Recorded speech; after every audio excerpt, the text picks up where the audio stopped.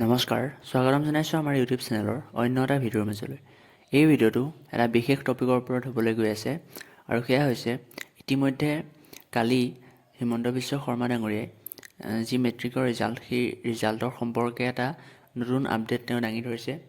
সেই সন্দৰ্ভতে আজিৰ ভিডিঅ'টো প্ৰস্তুত কৰা হৈছে।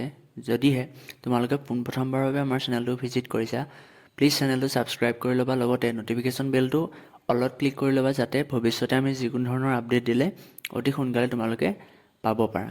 গতিকে এতিয়া ব'লা পলম নকৰি আমি ভিডিঅ'ৰ মাজলৈ যাওঁ।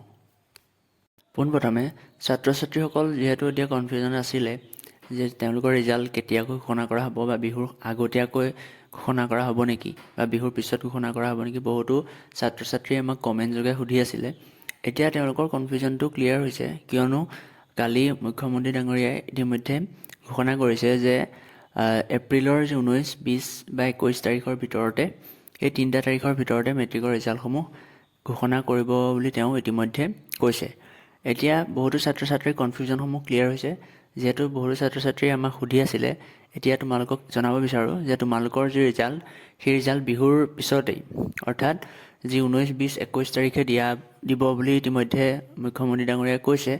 গতিকে সেই 3টা ডেটৰ ভিতৰতে তোমালোকৰ ৰিজাল্টসমূহ কোনোবা এটা ডেটত ঘোষণা কৰাৰ সম্ভাৱনা আছে, বা সম্ভাৱনা বুলি নহয়, সেই 3টা ডেটৰ ভিতৰতে কোনোবা এটা ডেটত চৰকাৰে বা সেৱাই ঘোষণা কৰিব তোমালোকৰ এই HSLCৰ ৰিজাল্টসমূহ।